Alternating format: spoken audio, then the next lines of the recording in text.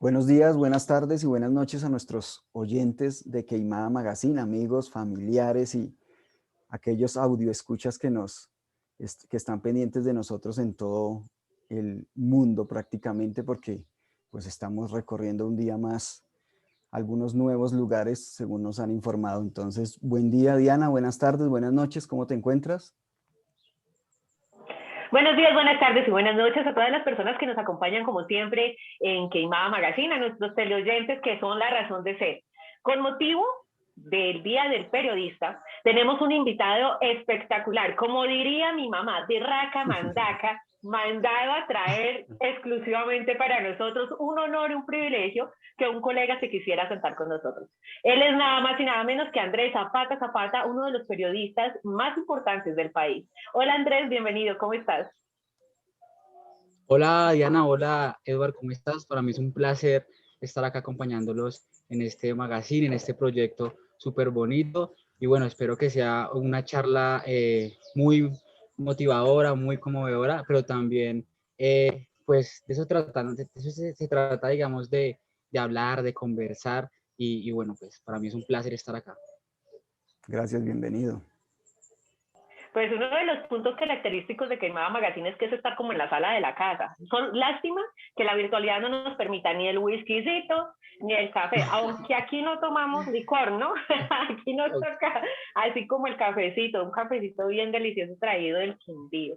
Yo le hago Súper siempre chévere. fuerza a mi tierrita porque pues para mí el mejor café es el que se hace allá. Pero bueno, Andrés, entremos en materia. En el 2014, a las 6:50 de la tarde, algo sucedió, el 5 de febrero para ser más exactos, algo que marcó su vida y que aún no tiene respuesta. Edward y yo hemos decidido pues invitarlos para que usted alce la voz por todos aquellos que aún no han podido tener respuestas por parte de la justicia, que en este país más que cojear está sin piernas, no anda, se queda quieta, no avanza. Entonces, pero qué mejor que en la voz de una persona que conoce bien el campo, que maneja muy bien el periodismo y que maneja bien el tema del periodismo investigativo, porque ha estado en diferentes medios importantes de renombre en el país y ha sido usted una figura interesante para este proceso que se sigue adelantando y aún sigue sin respuesta. Claro, bueno, digamos que empezar contando la historia como para darle un contexto a las personas que nos están viendo y nos están escuchando. Hace unos 7 años, yo tenía 15 años aproximadamente, y ocurrió un hecho tan insólito que digamos que no solamente yo me lo esperaba, ni tampoco mi familia, y es que yo llego a la casa de mis abuelitos, aquí en Bogotá, y o sea, encuentro un hecho o encuentro un suceso que jamás me lo esperaba. Como para contarles un poco más a grosso modo, digamos, qué fue lo que ocurrió. Bueno, yo entro a la casa de ellos y como que siento, o sea, siento como una presencia o no sé, como una energía súper, súper fea al apartamento. Cuando yo ingreso, yo veo que las cosas son como que los, los elementos, como el teléfono, el televisor están desenchufados, pero yo no, como que la mente no me da para comprender o para entender qué estaba sucediendo, ¿sí?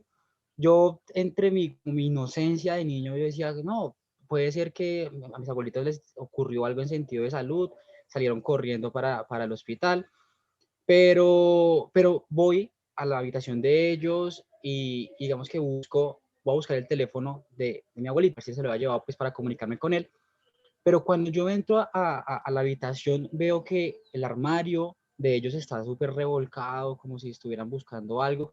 Y aún más entonces digo, no, efectivamente pudo haber sido que a mi abuelito o a mi abuelita le dio algo, algún quebranto de salud, y pues se fueron.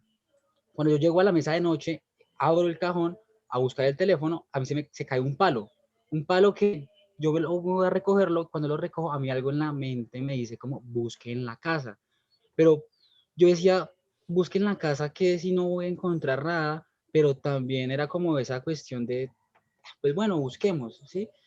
Sin embargo, bueno, digamos que miro debajo de las camas, súper bien, no pasó nada, voy al patio, entro a la cocina y ya, me voy a ir. Tomo las llaves y digamos que se apaga la luz de la sala total. Pues cuando yo la alcanzo a apagar, pero volteo a mirar y veo la puerta del baño. Y a mí algo me dice como, devuélvase al baño. Pero yo digo, sin embargo, como que eso, ese llamado, ¿sí? De esa energía que es, entonces, bueno, yo cojo y voy prendo la luz y me dirijo hacia el baño, entro a la puerta del baño y cuando entro siento la energía mucho más fuerte de la que había sentido cuando ingresé al apartamento. Claro, son milésimas de segundos o segundos en los cuales tú miras, claro, yo miré la bañera, la cortina de la bañera, y estaba súper pegada así, o sea, muy cerrada así. Entonces yo dije, no, yo sé que no voy a encontrar nada, pero qué tal que encuentre algo, pero eso son cuestiones de segundos en los cuales tú dices, no va a pasar nada, o qué tal que sí. Y yo, sin embargo, no camino y cojo la cortina, la abro y cuando la abro, pues efectivamente y desafortunadamente encuentro a mis abuelos asesinados con sevicia brutal y pues bueno, mi impacto fue como, o sea, como el susto del impacto, pero también esa impotencia de tú decir, hombre, no puedo hacer nada, no, o sea, tantas cosas en la cabeza que se me venían, o sea, que yo decía, Dios mío, ¿qué pasó? Claro, yo salgo corriendo a buscar a mis otros familiares, a los vecinos, bueno, eso se vuelve un caos total, pero, pero es como esa forma de que ya han pasado 7 años, ¿sí? 7 años en los cuales ha habido impunidad, ha habido, no ha habido respuesta de parte de los entes investigativos y tampoco de la fiscalía ni nada de eso en el proceso, que han sido 7 años muy largos en los cuales pues se ha luchado, se ha tratado de alzar la voz, pero como tú lo decías, Diana, en Colombia es desafortunado ese sistema judicial, porque cuando tú de pronto no tienes, no sé, hablemoslo de pronto de influencias o algo así, en los cuales no puedes hacer nada, no puedes tener contactos o demás, pues hay que empezar a cambiar esa mentalidad de decir, venga, todos tenemos que ser empáticos con todos y digamos que cuando yo siempre hablo y digo, al ver cuando uno ve una injusticia, uno tiene que también sumarse a eso, pues para que lograr la justicia, ¿no? Ha sido muy complicado, digamos que la familia al día de hoy, o sea, ha sido un proceso muy largo, pero al día de hoy pues ya hemos como tratado de asimilar, de empezar a perdonar, aunque créanme que es un poco complicado, ¿sí? O sea, que tú perdonar a unos asesinos de tus abuelos, de personas que no le hacían mal a nadie, personas que eran muy queridas en la comunidad, personas que no tenían ningún problema. Entonces Andrés, ahí, dime. en ese momento, antes de que de pronto continúes, en ese momento, en el momento del suceso, ¿cuál fue la reacción pues, de las autoridades? ¿Cuál fue el primer accionante que tú tomaste? ¿Y cuál fue la reacción de las autoridades frente a esa situación? ¿Hubo Bueno, algún resultado ahí? digamos que cuando hubo negligencia y también nosotros no sabíamos cómo actuar porque la verdad pues nunca nos había pasado una cuestión de esas, ¿sí? Hubo, mm, digamos que sucesos que de pronto se hubieran podido evitar, pero no pudimos. Entonces, un caso, o sea, uno muy puntual, cuando yo encuentro a mis abuelitos, los encuentro, ¿sí? Llega los agentes de la policía, unos agentes de la policía, porque no sabemos ni nombres ni nada de eso, y ingresan a la casa, ¿sí? Al apartamento y se encierran. Son 5 policías que se encierran, ¿sí? Pero no sabemos, ¿sí? Adentro qué pasó o qué sucedió, ¿sí? Yo a ti no te puedo decir porque, o sea, sería digamos que una falta de una responsabilidad mía decir qué pasó allá. Solamente yo cuento lo que pasó ese día, ¿sí? Yo estaba afuera, a mí me sacaron pues obviamente en shock toda la cuestión y uno de los policías, uno de los agentes que estaba dentro de la casa, por radio, lo informa al otro que está afuera, dice como efectivamente fue un suicidio. Claro, cuando yo escucho eso, es algo que yo, o sea, y yo dije como, le dije al policía, obviamente con una ira y una cuestión, como, ¿usted cree que mis abuelitos se suicidaron? Es decir, mi abuelita, no sé, según medicina legal, fueron más de 8 puñaladas que le hicieron. A ellos, bueno, fueron con tantas cosas, con tanta sevicia que lo hicieron, que efectivamente no era un suicidio. En el momento que llega CTI, llega eso, claro, o sea, eso no se puede hacer y digamos que Diana, que está en el ámbito del derecho y demás, o sea, cuando hay un crimen o cuando hay un suceso, pues se deben tener las puertas abiertas, se debe tener todo hasta que llegue, digamos, las Adicional a eso, no investigaciones. se pueden hacer, no se pueden, le explicamos un poco, hace poco tuvimos nosotros de invitada a una persona experta en el tema de criminalística, que es nuestro programa, y nos enfatizaba un poco más de lo que yo sé, y es que no se puede contaminar para nada la escena del crimen, porque contaminarla implica que se pierde la cadena de custodia y que se alteran todas las pruebas. Lo que no entiendo es por qué medicina legal, bueno, medicina legal no, fue el policía, ¿verdad? Claro, Quien los dice que policías es que es un suicidio cuando es claro y contundente que hay 8 puñaladas en uno de los cuerpos de uno de los occisos. Entonces, queda como fuera de contexto. Una pregunta, Andrés, yo sé que eras un niño y tenías 15 años para ese entonces la suspicacia en ti, aunque es parte de la adrenalina cuando uno es un adolescente, no está desarrollada igual que cuando tú ya eres una persona más madura y puedes hablar puntualmente de ciertos temas porque has visto películas o has visto series que son pertinentes para ciertos tipos de edades, entonces le dan a uno unas pequeñas luces. ¿No tomaron ustedes las placas de los policías que llegaron a ese lugar? Pues tú eras la única persona. Ahora, si estaban los teléfonos desconectados y la puerta cerrada, ¿cómo se informa a la policía de que hay un aparente suicidio? no, ¿Lograste obtener esa información o es cómo que, llegó es eso? que hay la cuestión que, claro, cuando yo me encuentro con este hecho, obviamente yo vivo muy cerca, yo vivo muy cerca digamos que a la casa, ¿no? Donde están ellos. Entonces, obviamente, pues está mi mamá, mi hermano, o sea, hubo una revolución ahí y los llegaron vecinos, la comunidad y demás, que claro, uno estaba era en shock, en ese shock de, hombre, ¿por qué pasó? ¿Por qué me pasó? O sea, ¿qué se puede hacer? Pero no encontrábamos, bueno, y lo que yo te decía, para nosotros era muy normal que los policías entraran, ¿sí? Son autoridad. O sea, digamos que en la ignorancia, ¿no? Por lo que yo te decía, o sea, a nosotros nunca nos ha pasado eso. Pero cuando llega un familiar y que sabe un poco más del tema, dice, no, acá, o sea, no puede haber personas, por lo mismo que tú decías, están contaminando la escena del crimen, ¿sí?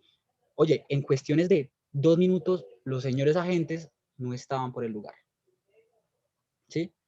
Claro, ¿quién llama? Y ahí es donde la pregunta de quién llama digamos que quién informa el caso. Nosotros no fuimos, o sea, la familia no fue, ¿sí? Después nos enteramos a la semana cuando llega una psicóloga a mi casa, una psicóloga de la Secretaría de Salud de Fontibón, de la localidad de Fontibón, preguntándome pues por mi nombre, bueno, por favor, ¿dónde está el chico que encontró a sus abuelos suicidados? Claro, ¿cómo así que suicidados? O sea, vuelve otra vez el tema a escucharlo yo por segunda vez de suicidados. Entonces ahí es donde uno se pregunta, ¿qué fue lo que pasó? ¿Sí? Después esta profesional de la salud, pues ya después de un cierto altercado, como venga, ¿cómo es usted bien así? Que, o sea, otra vez la cuestión, dice, no, mira, lo siento, a mí me informaron eso, ¿sí? Claro, después que siguió investigando nosotros, el reporte, o sea, la llamada que le hicieron digamos que al 123 fue que se habían suicidado unos abuelitos. No sabemos quién lo dijo porque nosotros requerimos ese número a la fiscalía de quién había, digamos que el número que nunca nos lo dieron, ¿sí? Claro, obviamente, lo que tú decías, y que de pronto ya estaba eso, de que ya la llamada era de que habían sido suicidados. O sea, la llamada fue premeditada, prácticamente, por así decirlo. La llamada fue premeditada correctamente. Pues uno podría hacer la presunción, ¿no? Hay que tener en claro que hasta que los estamentos oficiales no digan que es, podemos incurrir en una situación adversa al hacer la afirmación. Pues uno podría presumir que esto, Andrés, es muy atrevido de mi parte decir que esto es una especie de caso Colmenares, que hay allí otros agentes que intervienen, que han logrado detener el avance regular de una investigación pericial y judicial al respecto de toda esta situación tan negativa que me imagino generó un choque no solo para usted por ser el niño, estar en una edad muy tierna y vivenciar una situación de esta, sino para los hijos primos, sobrinos, nietos, familiares y amigos de las dos personas que fueron perpetradas en su casa. Claro, yo a ti no te podría decir que es un caso Colmenares o que de pronto hayan, digamos que influencias, pues porque digamos que no es como algo verdadero, digamos que hayan pruebas para yo podértelo decir. Pero lo que sí puedo decir es un ejemplo, cuando Medicina Legal da el dictamen, ¿sí? Y esa noche nos dicen, o sea, las personas que hicieron esto fueron personas conocidas y personas, o sea, que tenían el ingreso porque no forzaron chapas, no hicieron nada, ¿sí? Y demás. Pero pasa algo muy curioso y es que ese resumen o esa conclusión que nos dan al otro día cambian, o cambian no, le dan vacaciones a los investigadores de eso y lo toma otros investigadores, ¿sí? Con esto no quiero decir de que haya de pronto influencia, de pronto quizás pues tenía que irse de vacaciones, ¿no? Pero claro, hay tanto, o sea, el proceso, o sea, es tanta la demora porque nosotros o sea, digamos, a mí los entes investigativos nunca me llamaron a un testimonio, ¿sí? O sea, esta es la hora de que yo nunca he ido a la fiscalía o yo nunca he ido a algún ente judicial a que me tomen el testimonio, ¿sí? ¿Por qué? Porque es que también hay muchas cosas que pasaron ese día que yo me di cuenta, ¿sí? O sea, cosas como las cuales personas el edificio consta de 4 pisos, ¿sí? Y en ese boroló que yo estaba, yo veo bajar personas que jamás en la vida que no había visto, ¿sí? Y que se camuflan dentro de la comunidad y demás, pero a mí nunca me llamaron a decir, venga, ¿sí? Obviamente, nosotros en ese momento dijimos, y yo era uno de los que insistía, venga, ¿por qué no revisan y allanan? O sea, del piso 2, 3 y 4, o sea, quizás de pronto puedan encontrar algo, o sea, ¿sí? Y insistíamos, pero creo que la ley dice que no pueden entrar porque si no tienen sí, como un proceso de allanamiento a los otros pisos, digámoslo así. Entonces, en ese momento no se pudo tampoco hacer nada porque quizás lo más probable, o quién sabe si hubiera sido la historia diferente, si hubieran encontrado mucho más pruebas de ahí para arriba, del segundo, tercero, cuarto piso, ¿sí? Porque si fueron personas que conocían, sí, que conocían el movimiento y demás, pues estaban ahí. Obviamente, lo que nosotros también buscamos con esto es que el proceso no se archive, porque claro, entonces así con el tiempo, pues cuando no hay pruebas, cuando no hay, pues se archiva. Nosotros hemos dado nombres que sí, o sea, no de acusar, sino venga, ¿por qué no lo entrevista? ¿Por qué no le toman su testimonio? A ver qué sucede. Pero infortunadamente la fiscalía y los entes investigativos no han querido llamarlos a que brinden su testimonio. Solamente nosotros decimos, venga, ¿por qué no? Sí, obviamente vecinos que nos dijeron como, mire, lo que pasa es que sus abuelitos una semana antes nos dijeron que los habían amenazado, ¿sí? Entonces, claro, uno dice, bueno, pero ¿por qué pasó esto? ¿Qué sucedió? El proceso, o sea, digamos que como el hecho es por un conflicto de patrimonio, ¿sí? De sucesión, que probablemente por ahí pudo estar este hecho, ¿sí? Entonces nosotros decíamos, ¿por qué no llaman a unas ciertas personas solamente como por testimonio y demás, pero no lo hacen? Y de pronto que se han dilatado, se ha dilatado el proceso, en el cual, ahí sí es donde yo te digo, puede ser un caso Colmenares, en cuestión de dilatar, ¿sí? De dilatar en el tiempo, pues para que se archive. Entonces eso es lo que buscamos también como familia, es alzar esa voz y que no solamente nuestro caso, sino también el caso de muchas personas, pues no quede en la impunidad y no quede en la injusticia. No, no se dilate tanto esos casos, sino que el sistema judicial actúe con prontitud y actúe con veracidad y justicia. Andrés, bueno, ya todo Colombia conoce su caso y gracias por abrirnos las puertas de su corazón y volver a contarlo, esto es un poco revictimizante. ¿Usted lo siente así cada vez que cuenta su caso, cada vez que pide a la justicia que le den una oportunidad, o lo ve simplemente como la parte de un clamor? Porque pues nos encontramos con diferentes personas que cuando les preguntan y les preguntan respecto de una situación tan bárbara como esta, pues se sienten revictimizados. Claro, yo creo que yo fui víctima de la violencia, ¿sí? O sea, mi familia fue víctima de la violencia que no solamente se vive en los crímenes, digamos, de la ciudad, sino también eso, como en la ciudad, en lo que, en donde uno no se espera, en la ciudad también hay violencia, ¿sí?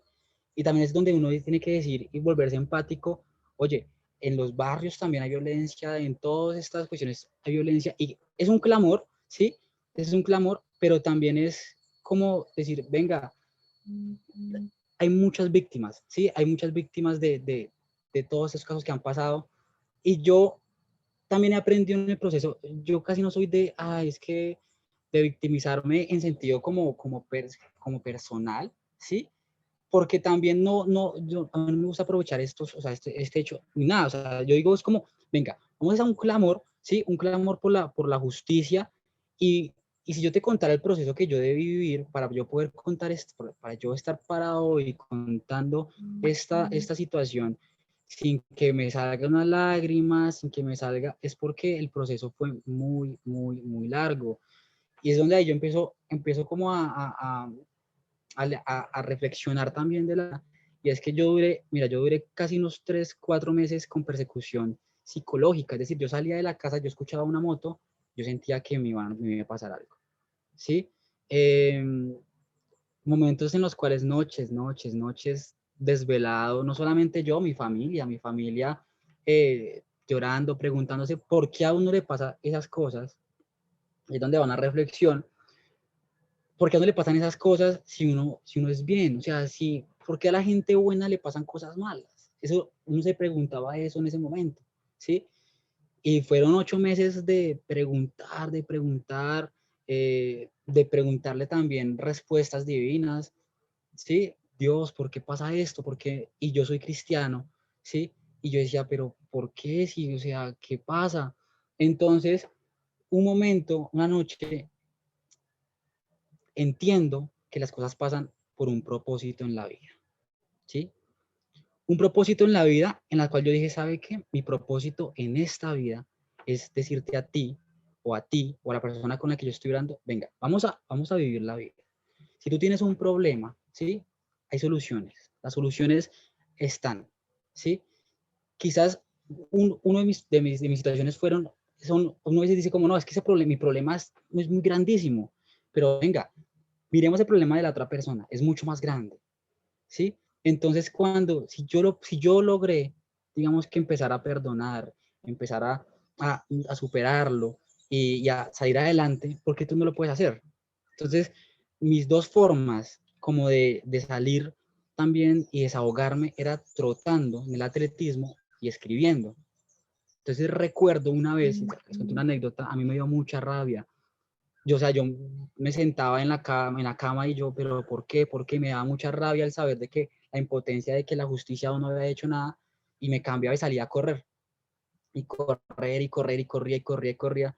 Y un día salí, no sé, pues para las personas que conocen, digamos que Bogotá, salí de la calle 26 con Avenida Cali. Y corrí, corrí, corrí y llegué hasta la 30 con 26, o sea, no sé, por ahí unos 15 kilómetros, 20 kilómetros, la verdad, no sé. Cuando yo me desperté, o sea, cuando yo como que reaccioné, yo dije, ¿dónde estoy? O sea, claro, estaba en la 30 con 26, con esa rabia, pero eso me sirvió, y yo dije, no, ¿qué hago? Pues otra vez devolverme, ¿sí? Pero la cuestión era de que todo eso me ayudó venga, voy a sacar las cosas, ¿sí? No te voy a mentir, y digamos que yo siempre que cuento este testimonio, yo no te voy a mentir, hubo personas en las cuales se acercaron a mí a ofrecerme que se podía uno vengar, ¿sí? Y donde ahí tú dices, oye, me están a mí ofreciendo vengarme de un hecho que son mis abuelitos, son mis padres, yo puedo tomar esa decisión y pagar, ¿sí? Pero desde el primer momento que a nosotros nos ocurrió este suceso, la familia dijo, nadie se va a vengar de nadie.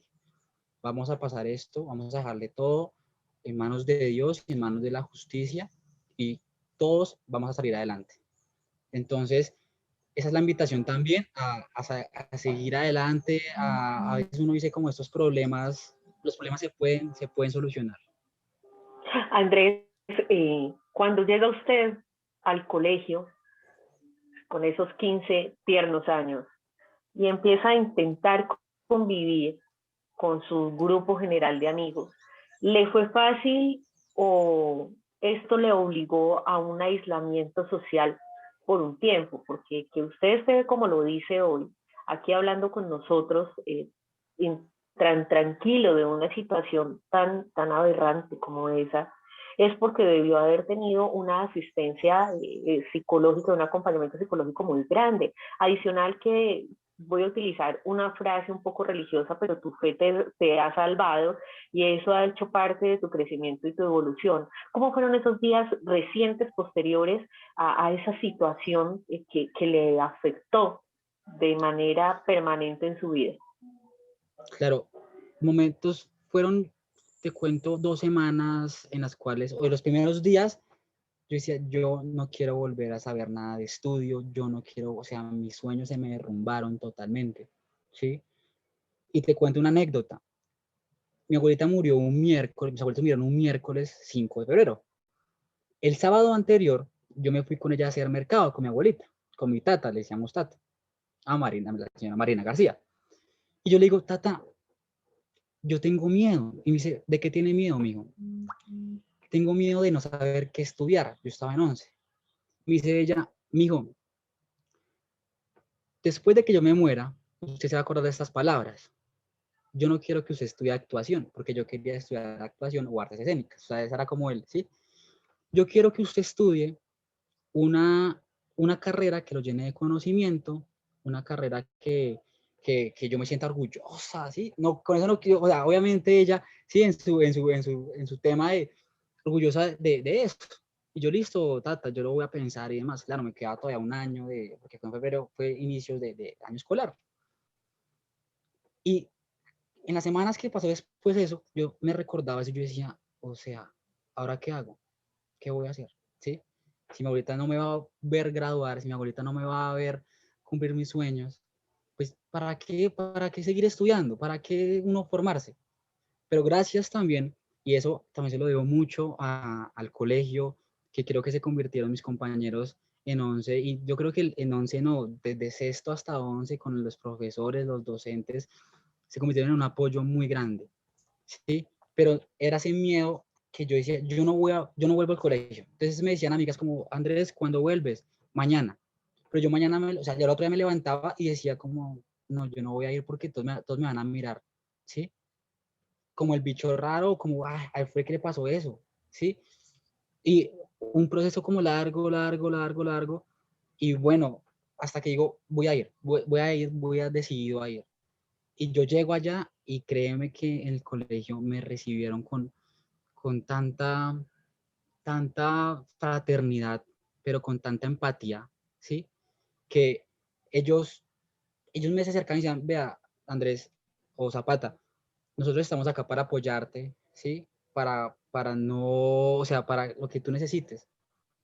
Y esa cuestión de decir, yo me voy a pasar, o sea, me voy a alejar o me voy a reprimir por eso, no, me hizo fue más, bueno, voy a seguir luchando por mis sueños. Y hoy en día, la vez pasada tuve la oportunidad de agradecerle a la institución en la que yo salí, decirles, profesorado y estudiantado, gracias, porque en ese momento en el cual pues yo viví, ustedes estuvieron ahí como apoyándome como una segunda familia. Entonces creo que todo eso también a uno lo va ayudando y lo va apoyando, ¿sí? Lo apoya en sentido de uno no reprimirse porque puede pasar eso, de que a veces los sucesos, no solamente en sucesos o en hechos de homicidio y demás, sino en otras cosas, pues las personas lo que hacen es reprimirse y digamos que perder de un lado sus sueños. Andrés, en esos casos, justamente, como decía Diana ahorita, nosotros lo vemos a usted muy fuerte contándonos eso, porque pues creo que nos mueve algunas fibras cuando usted nos narra esa situación, pero pese a eso usted se mantiene con esa fortaleza firme. Entonces, desde luego, tiene que haber un proceso de superación muy grande detrás de eso. Eh, yo creo que nos interesa mucho saber justamente ese proceso más de acompañamiento, cuál fue su proceso propio para poder superar esa situación en la que, desde luego, las solas palabras de su abuela, imagino yo que deben retumbar su cabeza constantemente y lo deben impulsar un poquitico más hacia adelante cada vez. Pero imagino yo también que las relaciones interpersonales, no sé, de pronto si en ese momento tenía un amigo muy cercano, una novia, tienen que cambiar de alguna manera porque pues uno, eso es una ruptura muy grande, el hecho de perder a alguien, y me imagino que la cabeza de uno le queda dando vueltas, pues diciéndolo coloquialmente, le queda en otro planeta, como usted mismo lo decía ahorita. Entonces, la pregunta puntualmente es, ¿qué, o más bien, qué proceso llevó a cabo usted a nivel interno para decir, no, esto no me puede vencer? ¿Cómo lo voy a superar sabiendo que de pronto el acompañamiento psicológico o el acompañamiento necesario quizás no fue el mejor? ¿Sí? Pero entonces, antes de que me responda, vamos a hacer una pequeña pausa y venimos para que ya continúe usted con la respuesta. ¿Listo? Vale, perfecto. Bueno.